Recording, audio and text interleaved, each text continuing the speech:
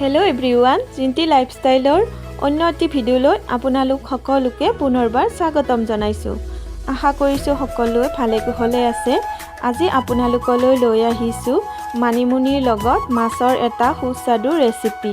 আশা কৰিছোঁ ভিডিঅ'টো চাই সকলোৱে ভাল পাব। প্ৰথমতে মই মাছখিনি ভাজি ল'লোঁ। এয়া দেখিবলৈ পাইছে মানিমুনি, লগতে লৈছোঁ নৰসিংহৰ পাত কেইটামান, লগতে পিঁয়াজ, আলু, কেঁচা জলকীয়া, আদা, ৰহুন।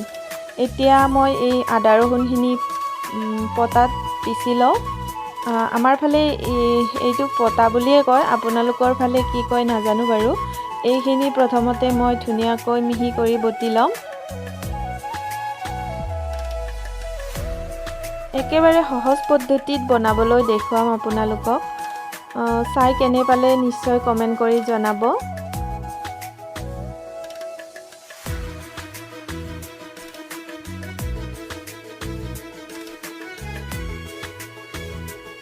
এনেকৈ বটি লৈ ৰন্ধাৰ সোৱাদেই সুকীয়া হয়নে জনাবচোন। মই কিন্তু মাজে সময়ে এনেদৰে পটাত পিচি কিনে বনাওঁ, বহুত ভাল লাগে। লগতে কেতিয়াবা চাটনি খাবৰ মন গ'লেও এনেকৈ পটাত বটি লৈ বনাওঁ, বহুত ধুনীয়া লাগে খাবলৈ।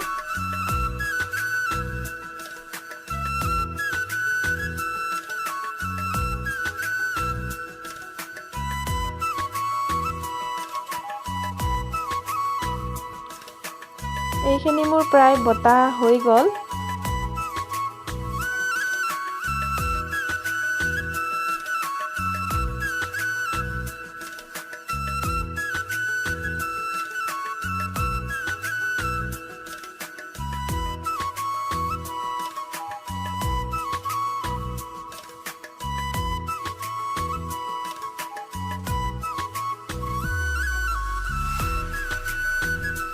এতিয়া মই আলুখিনি প্ৰথমতে অকণমান ভাজি ল'ম।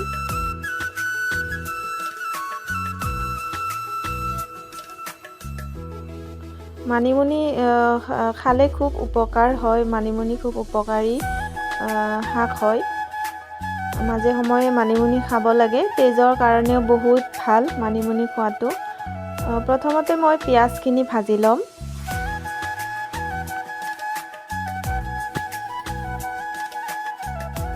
তাৰপিছত ইয়াৰ লগতে আদা ৰহুনৰ পেষ্টখিনিও মই দি লৈছোঁ একেলগে। এইখিনি অলপ ৰংচঙুৱা হোৱালৈ ভাজিবলৈ দিম। এই আঞ্জাখনত মই একো মছলাই ব্যৱহাৰ কৰা নাই, কাৰণ এনেই সোৱাদ লাগে খাবলৈ।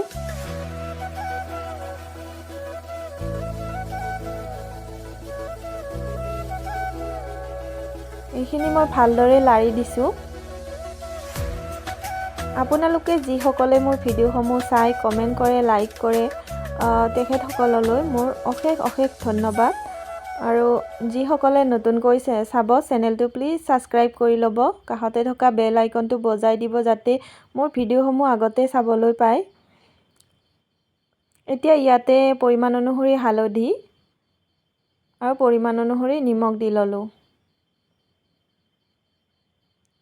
লগতে মানিমুনিৰ পেষ্টখিনিও মই ইয়াতে দি ল'লোঁ। দেখিছেনে কিমান অলপমান হৈ গৈছে এইখিনি পিচি লোৱাৰ পিছত।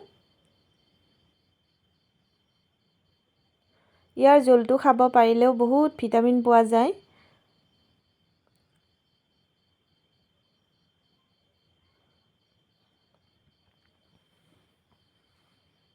মানিমুনি ৰাতিপুৱা খালী পেটত খালেও বহুত ভাল, বহুত ভোক লগায়। এইখিনি প্ৰায় ভজা হৈ গ'ল। ইয়াতে মই এতিয়া পানী দি ল'ম। এইখিনি অলপ টাইম ভাজিব লাগে।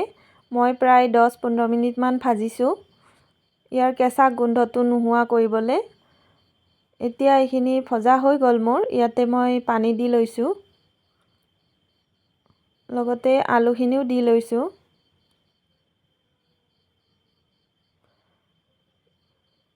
এয়া দেখিবলৈ পাইছে, এইখিনি ধুনীয়াকৈ উতলিবলৈ লৈছে। এতিয়া ইয়াতে মই মাছখিনি দি ল'ম। এতিয়া মই ইয়াতে মাছখিনিও দি ল'লোঁ।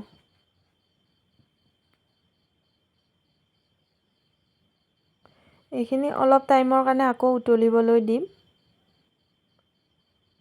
লগতে ইয়াত কেঁচা জলকীয়া দুটাও মই ফালি দি দিছোঁ। বেছি জলকীয়া দিয়া নাই মই। আপোনালোকে নিজৰ পৰিমাণ অনুসৰি সকলোৱে জলকীয়া খায় ন, মই পিছে কমকৈ খাওঁ, সেইকাৰণে মই জলকীয়াটো খুব কমেই দিওঁ চবতে। এইখিনি ধুনীয়াকৈ হৈ গ'ল, এতিয়া ৰেডি। আজিলৈ ইমানতে এৰিছোঁ, আগলৈ আকৌ লগ পাম, বাই।